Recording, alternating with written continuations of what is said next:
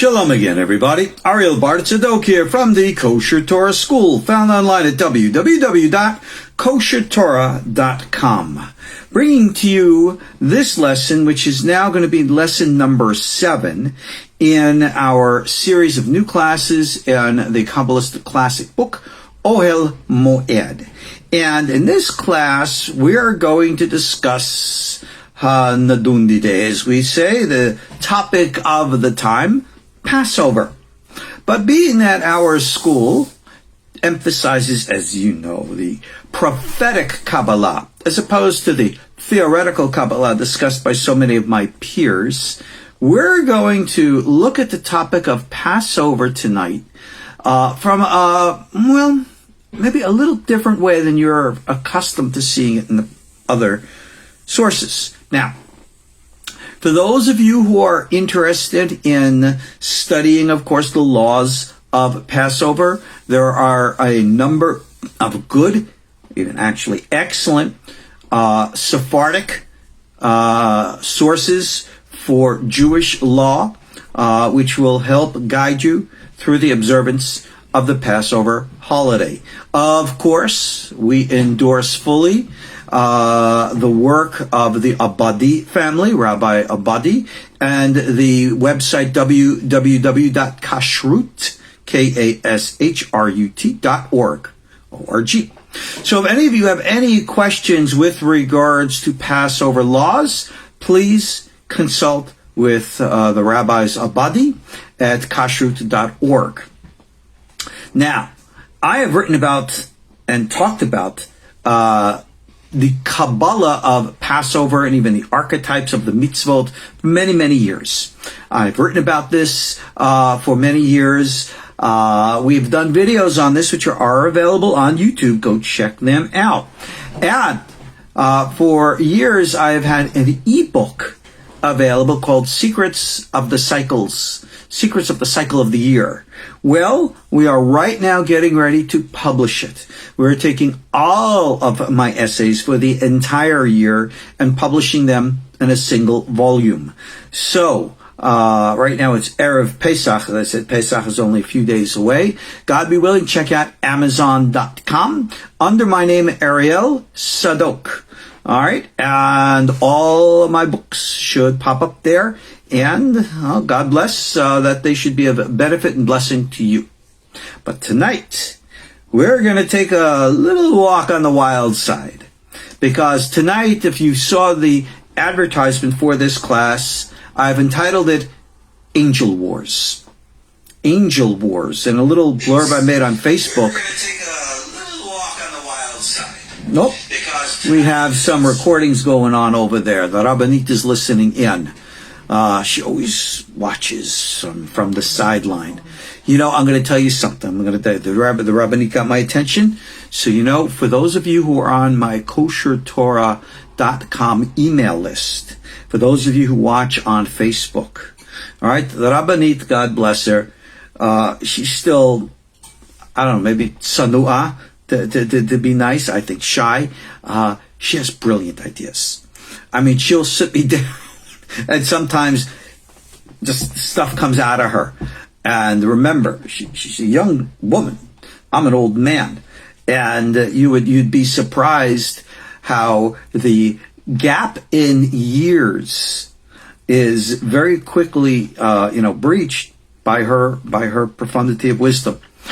And I've told her from now on, every time that she comes out with some of her wise sayings, especially those which she writes, I'm going to put them into our KosherTorah School email. So for those of you who are on our mailing list, every time that Rabbanit comes out with some of her profound thoughts, you'll see what she has to say. And judging from the responses that I get from many of you, like me, you're equally impressed. So much for that, for the Rabbanit. But anyway, Angel Wars. You don't talk about angels fighting and duking it out much, do we? But yet they do. And this is nothing new for us. This is right out of the Bible itself. There is a very bizarre, I don't know what else to call it, a bizarre story told in the book of Daniel.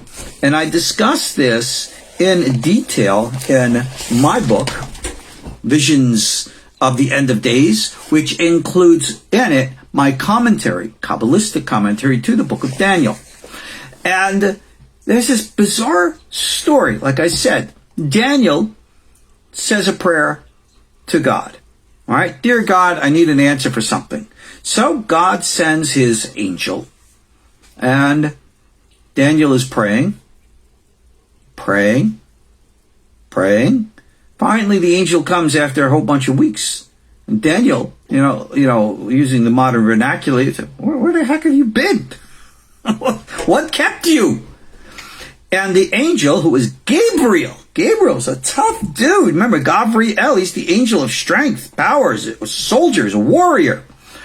He said, I had to do battle with the angel of Persia, who didn't allow me to pass. And I had to go and call Michael to back me up. And this is one of those, what the heck? What are you talking about? Angels, they're holy, loving, sweet little beings. You know what angels are. Don't you go to the mall and to like these little thrift stores and you see those little glass little things and the beautiful like little girls with the white robes and the nice blonde hair with the little cutesy wings, right? That's Gabriel. No, it's not. Okay. You know something? Our society, one of these days is going to give big judgment, because the likes of the deception, the perversions that are perpetrated to literally blind people's eyes are so amazing. It's something else. Just to digress for a moment, I've noticed that maybe the last 10, maybe 20 years, there have been some really bizarre television programs in which they actually portray the different angels. I've seen programs that have not only Michael and Gabriel, they even put Metatron in there, they put Sandalphon in there, of course Samakel is in there, and they even have God in there. The level of you know what, from a religious point of view, we'd call it blasphemy. But you know something, we don't need to wax religious. We just have to recognize just how silly and ridiculous this type of silly, foolish stuff is. But, I mean, people today, they don't know any better. They don't know any different. Maybe that's why we refer to the 50th gate of Tum'ah, the 50th level of uncleanliness, which is enslavement of the mind. Now remember, when we're talking about angel wars, our context is Passover. Remember what Passover is all about. Whether you look at it from the context of the Kavanot of the Arizal, if you look at it from a political or a psychological or a social point of view, one way or another, it boils down to one single word. Passover means, no, not matzah, not matzah brai, not gebrocks. Passover means, no, I'm giving you the time here. Remember, this is a video, but you know what? I don't care about all that professional, editing stuff. As far as I'm concerned, I'm talking to you. All right? You're here, I'm here, transcending space and time, and that's the way it is. Passover means freedom. If you observe the traditional telling of the story, that's what the word Haggadah means, lahagid, to tell. We have a saying that one who does not see one's self as if oneself has gone out of Egypt has not fulfilled their obligation. Okay. In the past, I've taught people about guided meditations, how you should literally, almost like OBE, out-of-body experience kind of stuff, and transcend space and time to try to go back to Egypt in the day of Moses and to actually astrally be there to experience the Exodus personally. Now, I don't know how many of you actually have experience with OBE, out-of-body experience. If you That's part of our Merkavah tradition. We teach this very, very much. And the only source that I've seen that actually teaches this from a secular point of view that I can endorse is, of course, the works of Robert Monroe and his Monroe Institute. I've only recently, Monroe passed away 25 years ago, and I've only recently become aware of his works. And as I was listening to his books, because I listen to the audio versions rather than read them, even though I have both, I sat there with a little smile, and I said, he knows. He knows that too. Oh, he even knows that. Now, he created his own vocabulary to describe all the things that our Kabbalists have been talking about for, thousands of years. But it's very interesting. So, for those who want any kind of practical context of out-of-body experience outside of a Torah point of view, but from a very secular point of view, I will recommend you the works of Robert Monroe in his hemisync, which is the sounds that they do to correlate and activate like brain electronic stuff. It's valid stuff. Really does work. And like I said, I do endorse it. All right, I have no connections with, and I've never even spoken to anybody at the Monroe Institute, so don't think we have any relationship. We don't. I don't know anybody there, and I don't think anybody there knows me. But judging from the books that I've read, like we say from the Mishnah, Isihu Hacham, who's wise, the one who learns from everyone, and I recognize the truth therein. And Monroe even encountered some weird stuff that he couldn't even explain that we Kabbalists, of course, we do understand. So, let's go into a discussion of freedom and its relationship to Passover and its relationship to angels. Just as a quick word, what are angels? We've already described them as what they're not. They're not those little figurines that we find in the stores in the mall. Okay, that much we know. Now, the word angel actually means a messenger. Now, I am writing something right now on the secrets of the four worlds. I sent out an introduction piece, and I even put it up on Facebook for those of you who watch it there. And I've elaborated. I think I put up the first 4 pages, and I think now it's like at 20 pages, and I probably got who knows how much more to write. Because rather than talk about this stuff theoretically, our prophetic Kabbalah school here talks about this stuff experientially. So I want you to know what the heck you're talking about. Somebody says here they're winged beings. No, they're not. If they're non-corporeal, if they're energetic beings, if they're astral beings, then they are not existing in a medium of an atmosphere of air, and therefore would have no necessity of movement in an atmospheric condition with the moving of the air, which is what wings are for. So no, they don't have wings. There's no reason for wings. They're not what you think. Angels are representative entities, representative messengers, that's what they are, of our immediate higher dimensional plane. In our Kabbalah, we call that Yetzirah. Now, as you know, there are higher beings in the realms and domains called Beriah and Atzilut and even Adam Kadmon. Are there, in quote, representatives from them? Yes, but they're not individualized entities whom we call angels. We call them by other names I'm sure you might know, Partsufim or Sefirot and the like. But aside from that, we have an enumeration of different types of these representatives, these messengers, both in Maimonides and in the Zohar, the famous ones, the Hayot, the Mala, the Cherubim, the Seraphim, the Hayot, all who's who and what's what. Doesn't matter which one knocks on walls. That's the Dybbuk. That's the spirit that you probably conjured up. But your evil actions or something else. Who was it? Somebody was having poltergeist trouble recently. I forgot who it was. Somebody was having some weird stuff happen in their house. And I said, you got to remember that stuff is real too. But another topic for another story. Ugh, don't talk to me. Don't ask me. Somebody's asking me questions. What do I think about Tibetan sounds for healing? Sound is sound.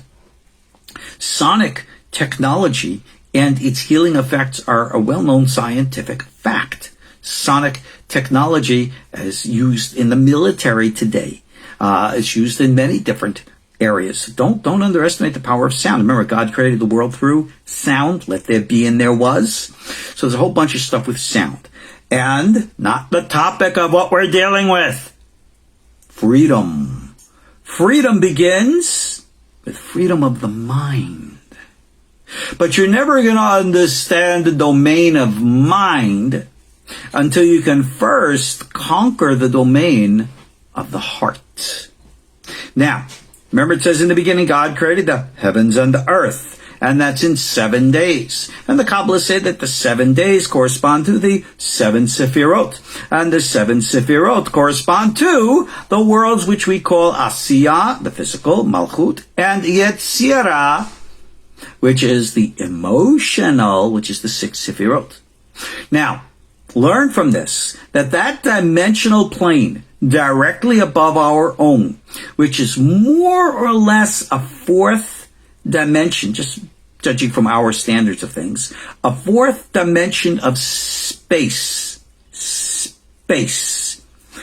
exists, and these entities that exist therein are what we refer to as, Yitziratic beings. Hold on. I'm not going to tell you what I drink. I'm not here to endorse stuff, but man, they got this lemonade tea with caffeine in it. If anything's going to send you to the moon, that will. I love that stuff. But anyway, getting back to the Yetziratic reality is a dimensional plane. Now, we've talked about dimensional planes before, all right? I give you the example of a relationship to 2 to 3 dimensions. Let's say this flat hand is our world. And if I want to get from point A to point B, I got to go through this physical world. There's no concept of a third dimension coming in like that. Well, it's the same thing with this fourth dimension. Fourth dimensional beings see us and we don't see them. Just like we can see a 2-dimensional being that does not see us in 3D. Okay, so understand that that's a proper correlation.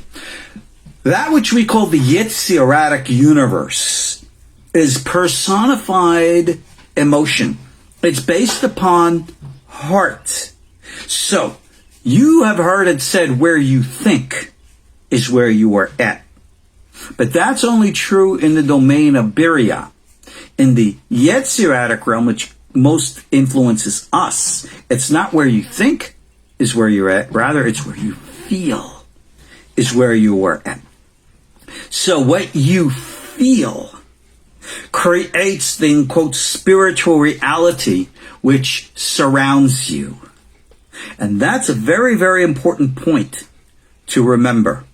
I see somebody who's joined us here, an old friend of my sister's, who I haven't seen or spoken to in, over 30 years. So I say hi to her. But anyway, yeah, I remember you. I know you are. But anyway, getting back to the point here. When you're dealing with the realm of emotions, you know what emotions are, how you feel. Do you realize that your feelings emanate from you, and they create for you the reality which surrounds you, not your thoughts. I think I'm a millionaire. I think I'm gorgeous. I think I'm 50 years younger. That ain't gonna do nothing. But how you feel draws to you. You can love, and you will draw to yourself love. You can hate, and you will draw to yourself hate. Look at our society today. Look at what's being promoted in the public arena. And the law of likes, the law of attraction is very real. You call out to it, it will come to you. Not what you think, but what you feel. So your feelings enslave you. Your feelings are the source of your bondage. Your emancipation from your feelings, not becoming non-feeling, but controlling feelings, is your freedom. This is vital in our understanding of Passover. Because if we want to understand the secret of Passover, especially in reality, then we got to get to the bottom of what it really means to be free. Wave your flag all you want. Say, I have my own country. You're not free. Take a look at the modern state of Israel and listen to the complaint of citizens today. Everyone's terrified that the state is becoming totalitarian, in spite of the fact they're time dating ourselves that they're having an election tomorrow. People are freaking out. People here in the United States of America, land of the free and home of the brave, are shell-shocked at what's happening here on a day-to-day basis. And somebody's asking here in highlighted text, how can one control how they feel? Oh, really? Oh, really? You can't control how you feel? My goodness, and maybe you need to speak with a mental health professional whose job it is to help us deal with what? Our feelings. A mental health professional isn't there to tell you what to believe. So if you go to a psychologist, social worker, gee whiz, counselor, I just don't know which political party to believe in. Which religion should I believe in? Which philosophy should I believe in? Well, let me tell you. No, they're not going to do that. Did you ever notice, if you ever been in counseling, what is the one question your counselor always asks? How do you feel about this? I've been in counseling for 30 years. I know I ask that question all the time. I don't give a darn what you think. I've told this to people all the time. What you think is your business. How you feel is between you and your counselor. Only what you do is between you and the others around you. And you are going to act in accordance, not so much what you think, but what you feel. All the time, we follow our feelings, whether we like to admit it or not. So therefore, control of our feelings is vital. This area of instruction is the foundation of the Torah. What does the Torah teach us? To love the Lord your God with all your mind. Oh no, I got that wrong. All your heart. Heart, feelings. These words which I command you this day shall be upon your heart. Feelings. Feelings, feelings, feelings. God says you control your actions your behavior by controlling your feelings. So whether you're reading Rabbi Chaim Vital in his introduction, or the beginning parts of the Shari Kedusha, which is the guide to prophetic psychic ascent. All right, Robert Monroe did his secularly, we did ours Kabbalistically, and ours is the Shari Kedusha. I have all those classes, dozens of hours, readily available for you in our course section, KosherTorah.com. Now, what does Chaim Vital say? Just like Abraham Abulafi said hundreds of years before him, just like the biblical prophets said, just like Moses said, get your heart in order. Get your feelings under control. We do not seek to become unemotional. We do not seek to become like Mr. Spock. This is the fantasy, and in my opinion, almost an idolatry of our modern times. Well, let's rise above emotions and be like the machine. No! That's not what it is to be human. You have feelings. You will always have feelings. You should have feelings. But your feelings, like Hesed and Gavura Teferet, Netzach Hod Yesod, those are your feelings. The details of that I discuss in other places. You gotta have them balanced. You gotta have everything in balance. And only when your emotions are in balance can you ascend into the true realm of mind. And with that, can I take you now into the Ohel Moed and discuss the secrets of Passover, which he calls here Yitzirat Mitzrayim, the Exodus from Egypt. Exodus from Egypt.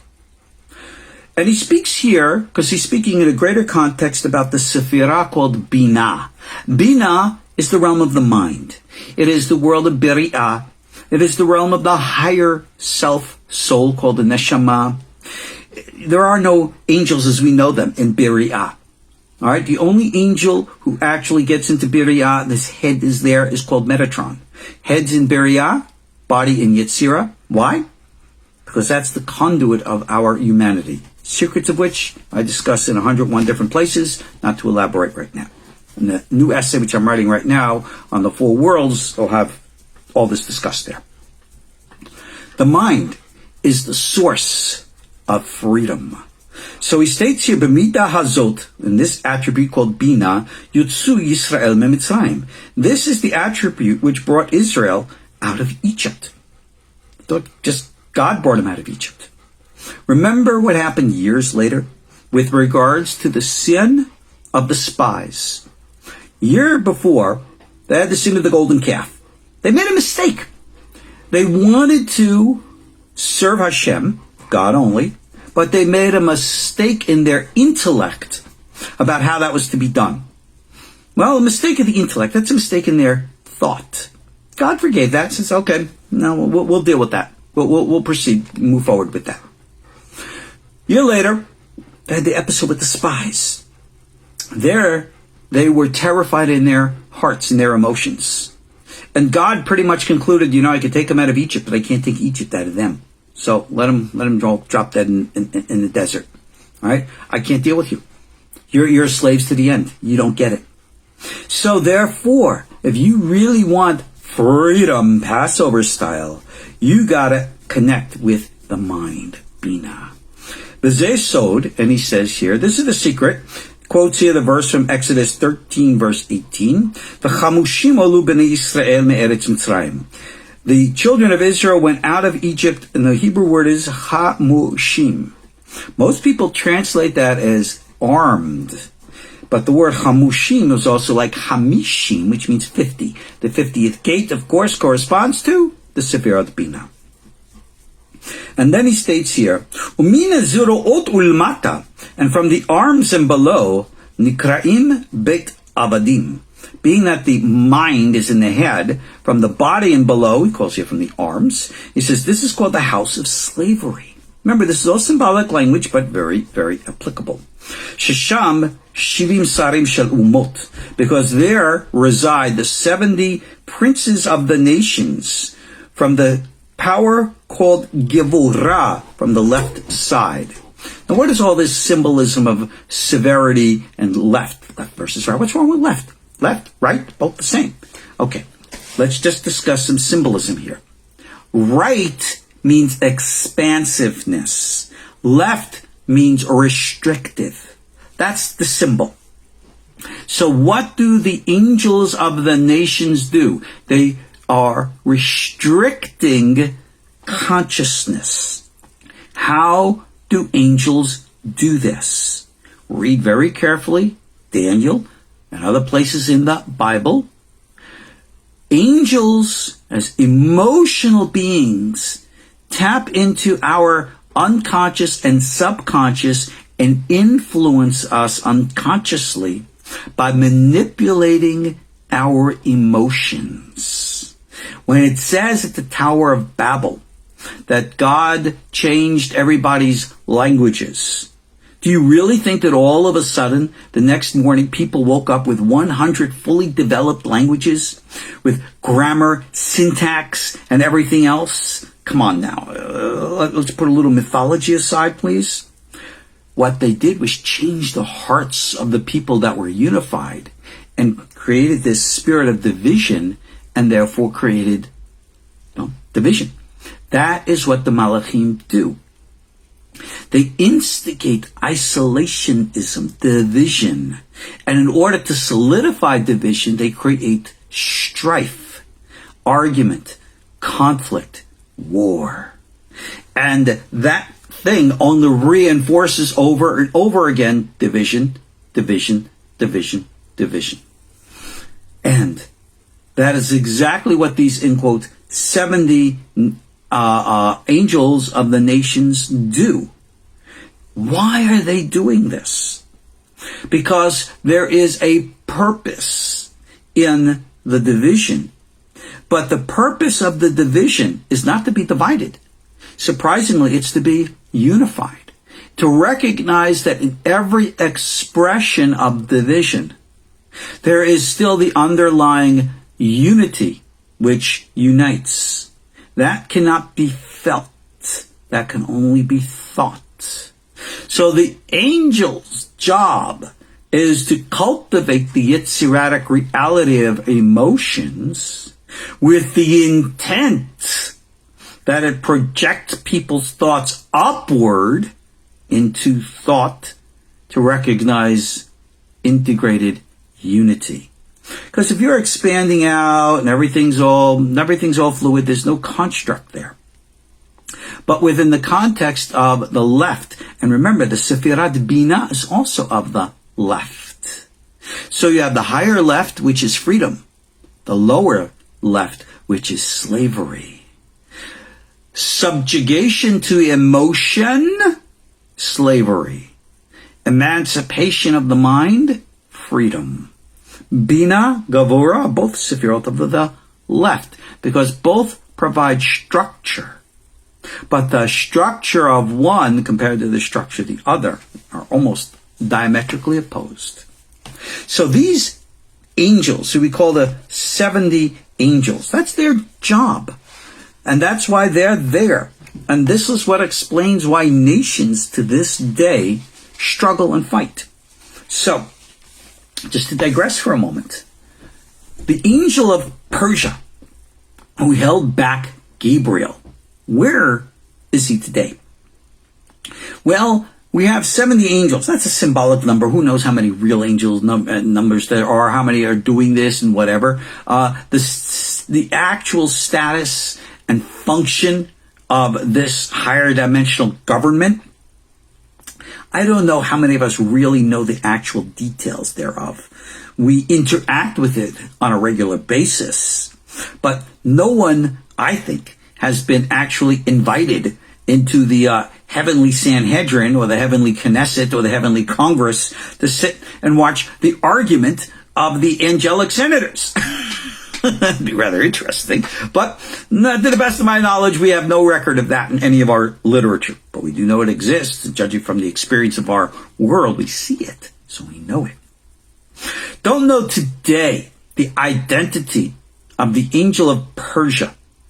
Doesn't matter what his name was or is.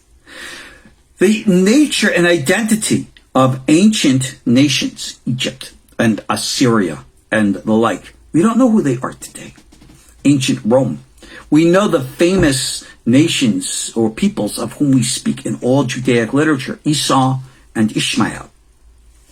Tradition says to us that Esau is the European West, and Ishmael is the Islamic East.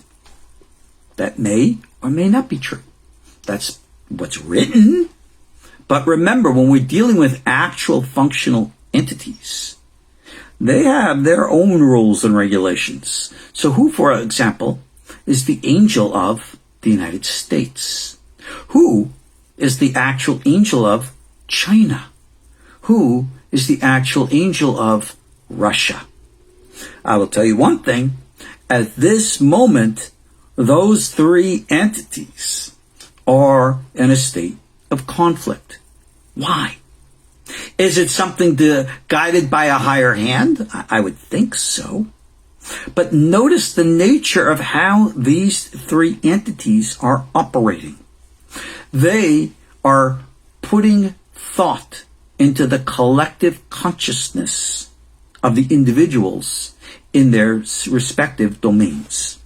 You know, Rabbi Avraham Azulai speaks about this in his book, where is it here? Hesed LaAvraham, thank you. And I quote it in Visions of the End of Days on page 115. So, these are the words of Rabbi Avraham Azulai in his book, Hesed LaAvraham, section 6, chapter 1.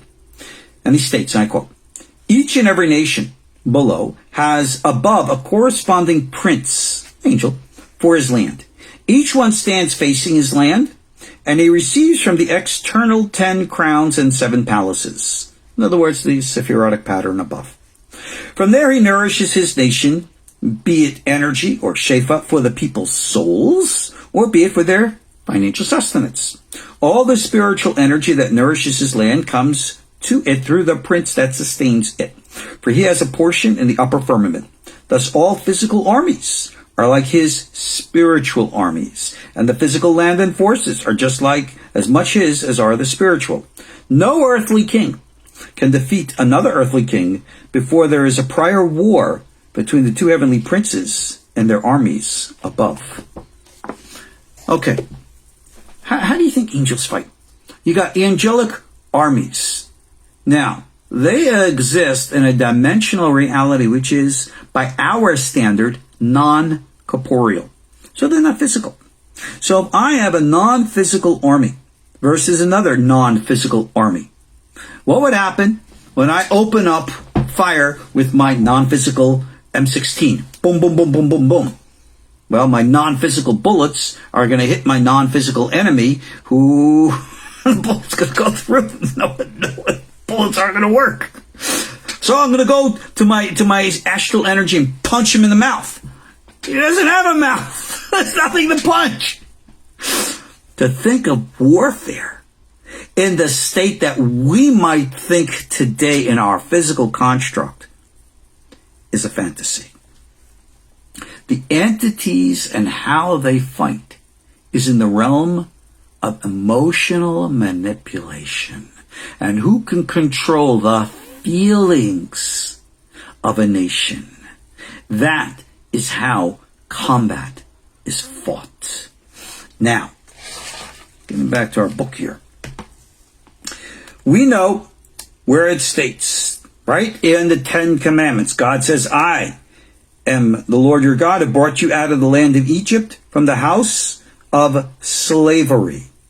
The house of slavery, apparently, was Israel's subservitude to the angel of Egypt. Who is this angel of Egypt?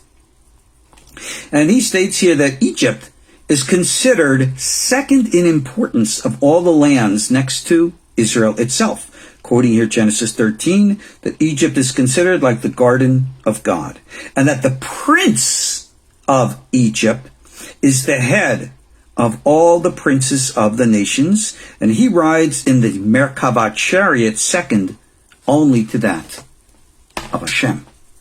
Now, for those of you who read or remember your prophecy in the book of Isaiah, it states there that in the future, Egypt is going to be called the people of God. So who the heck is Egypt? Is it modern day Egypt with Cairo as its capital? I don't think so.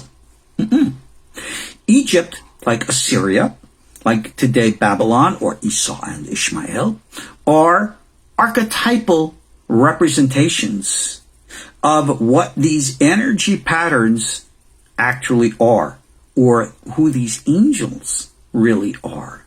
So who today is Egypt? Who today is this angel of Egypt who is second only to Hashem amongst the nations? Your guess is as good as mine. But continuing, this is what he says. You need to understand that just like you have the inner Merkava, you have the outer Merkava. And that the prince of Egypt was the greatest of all the nations. And therefore Hashem, God himself, had to come and take away his authority, his power. Because none of the angels of the nations themselves could do that. And that's why it says here, that, quoting the Bible, where which God himself said, and I will make judgment upon all the gods of Egypt. And then, as we say in the Haggadah, on Passover night, it says here, meaning God, is going to go, not an angel, not a seraph, not a messenger. God himself goes through the land of Egypt. And what did God do? He struck dead all the firstborn. So, what the heck does that mean? Most people do not understand ancient spirituality to understand the significance of that move. You see, in ancient cultures, and even in ancient Israel, The firstborn were the ones who had the psychic ability to tap into, connect with, and interact with the Yitzharatic universe. They were the ones who became the conduits or the priests. So therefore, when you knocked out, killed the firstborn, you essentially blinded the psychic eye of the nation. You disconnected them from their spiritual source. There was no longer an open conduit of psychic connection between the Egyptian psychics, who were the firstborn, and their people. So by the death of the firstborn, it literally disconnected the nation of Egypt below from the angel of Egypt above. Because that angel of Egypt, we said influences, just like we read from the Hesed Abraham, he interacts or acts through his firstborn. Cut them all off. You pretty much, you just disconnected his cell phone. He's got no way to get through. So, this is his fall. And again, the text continues, that when Israel goes forth from Egypt, all right, that the prince of Egypt then decided that he was going to join with the angel Samakel. Samakel is the symbolic angel of the bad guy. Now, before that, Egypt wasn't the bad guy. Didn't they enslave people and kill the kids and all the rest of their stuff? Weird stuff. But they were doing that by God's design. I mean, didn't God say that to Abraham? And think about this. And I brought this question up a number of times. If you think about the Exodus, all right? Moses comes to Pharaoh. Charlton Heston, go see the movie, Let My People Go. And Pharaoh very easily could have just said, okay, yeah, sure, go ahead. What do you want to do? You want to go and worship your God at the mountain? Everybody knew Mount Sinai was the holy mountain of God. I mean, it had a reputation those days. There's nothing unknown. Yeah, go ahead. Knock yourself out. All right? Are you going to come back? Oh, you're not going to come back? Whatever. Pharaoh could have let him go. What would have happened if there were no 10 plagues? What would have happened? What kind of exodus? What kind of freedom? All right? No, remember I said that the nature of division and strife is to create. So actually the division causes you to recognize things. The Torah makes it very clear. God hardened Pharaoh's heart. Can't blame Pharaoh for what happened. It wasn't his fault. God was behind it. Isn't that what it says later in the book of Daniel, chapter 4? Where the watchers, the angels of whom we're speaking, say, yeah, we go into the hearts of people and we manipulate the way they feel. Remember Nebuchadnezzar? He went to bed one night, a master of all his empire. The next day he woke up as a howling madman, became a werewolf, lycanthrophobia. Now, really werewolf is, but he suffered from that psychic. They knocked him out. Right? They cluttered his mind, they confused his heart, and he fell. You see this happening all the time with people. No, they're not howling at the moon per se, but they're going nuts. So recognize that what we have talked about as happening in the past, you better open up your eyes, it's happening today. And I'm not going to get into political commentary. I'm not going to take sides with anything. Not my place. All right? I have my instructions to stay out of the fray. My job isn't to get you to go right or left. My job is to get you to go up. Bina. Emancipation. Control over your emotions. So when you are provoked by every story that you read in the news and the social media and the like, did you know what they did now? Do you know what they're planning to do to get you? Oh my gosh, I gotta do this, I gotta do that. Don't be manipulated. This is not our fight. Stay out of the fray. I've warned about this for a long time. So now, quoting here, he quotes here from the Midrash Rabbah, Shemot Rabbah. Ein umma nofelet melamata, ad sheyipol techila sara melamala. No nation below falls until first its prince above falls. And he quotes here some verses to validate that and the like. But now understand, angels fight. Why? Because they are manipulating emotional energy. That emotional energy is something that we all know so well, we call it by different names. We call it life force energy. Some will call it chi, or prana, or orgon, or nefesh, or even ruach. Doesn't matter what we call it. But you got to remember that this energy is not just something nebulous and blah, like, if you will, an electric current coming out of your light bulb. No. This energy has feeling, passion. And what you draw to yourself is exactly what you will get. If you are an angry person, you're going to get anger. If you're a calm and peaceful person, you're going to get calm and peace.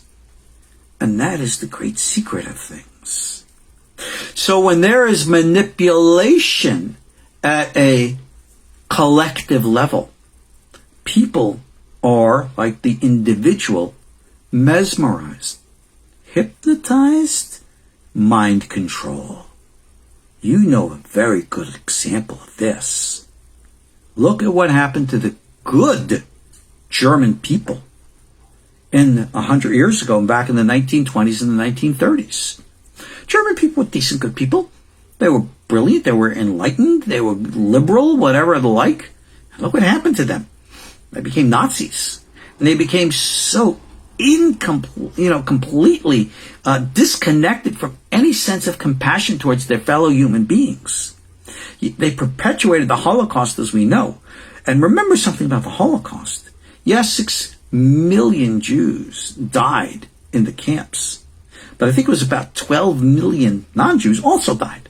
It wasn't just Jews that they killed. It was a complete statement of depravity against human beings.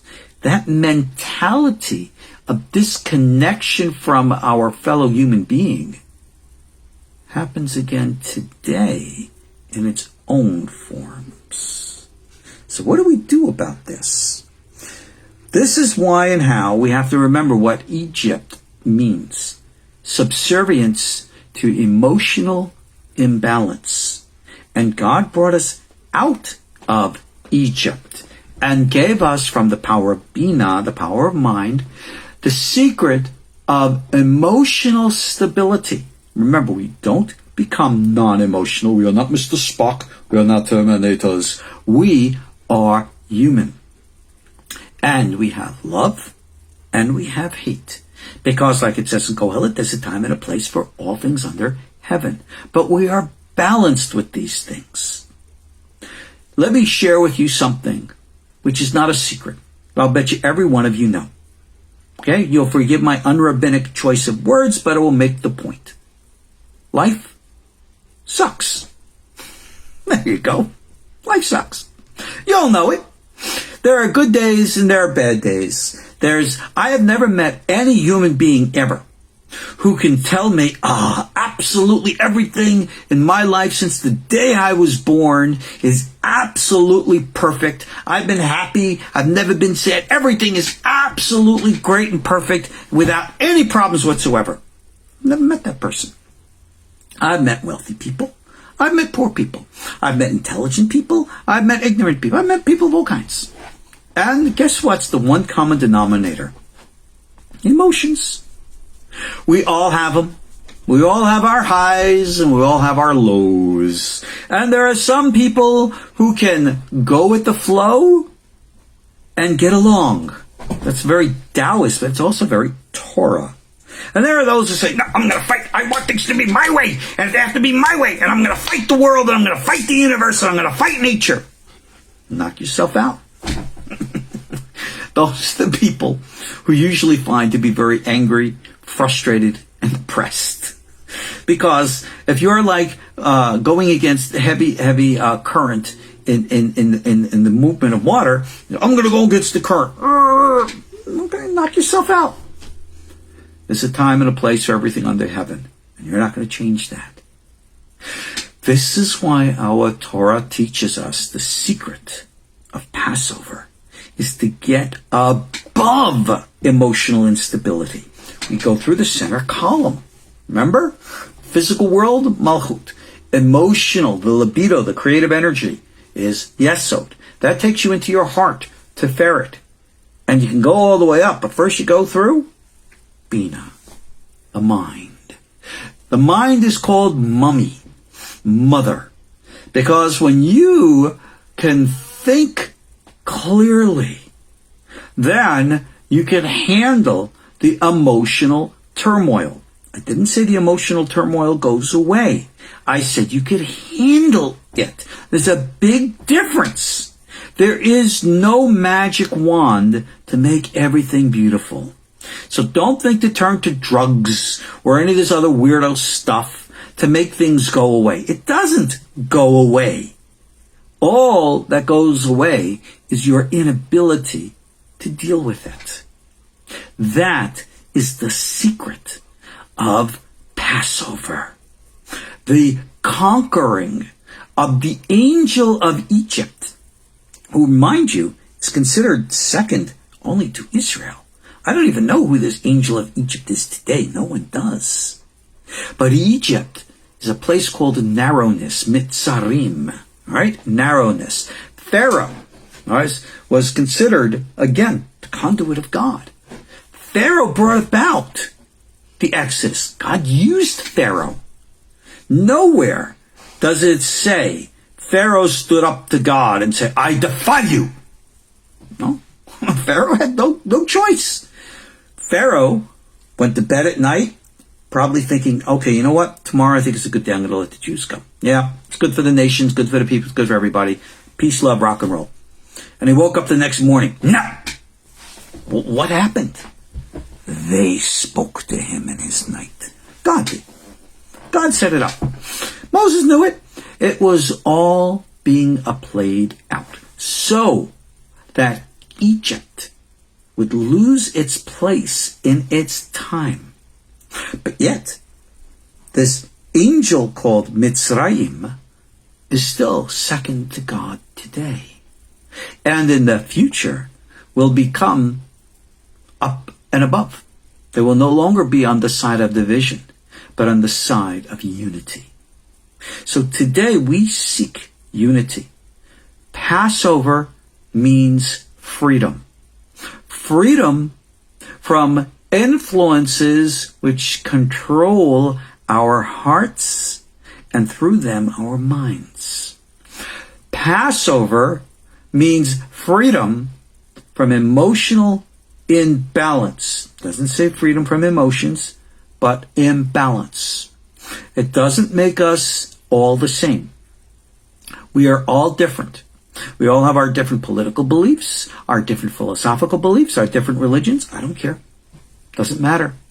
As we have an old saying from the Psalms, Berov Am Hadrat Melech, in the multitude of the people is the glory of the king. So, as you know, our policy at the KosherTorah School is I welcome anybody and everyone who wants to come and study. But, big but here, the course of study is not subject to compromise. The course of study is not subject to change. The course of subject is going to stay consistent and real. It's experiential. Somebody once said, your KosherTorah school, if you compare it to the military, you're like the Special Forces, the Navy SEALs. I said, okay, I'll accept the comparison. Because everybody's welcome to come and try, but not everybody may succeed. It's all depending on the individual. You can do this. We are actually commanded to do this. To do what? Get your emotions in line. Have clarity of mind to recognize that all the divisions that we have, somehow, somewhere, they all fit together. We are taught a path of how to live. That is what the instructions of the halakha is all about. Chametz, we all know what chametz is. It's a symbolic representation of things. Okay? Historically speaking, if I'm not mistaken, I looked this up once and I read this, I think it's correct, that fermentation of the grain actually was an original Egyptian thing. They're the ones who did that. So getting rid of the fermentation of the chametz was getting rid of the Egyptian society, the culture, the society, and everything that it represented. Now remember something. Look at modern Egyptology.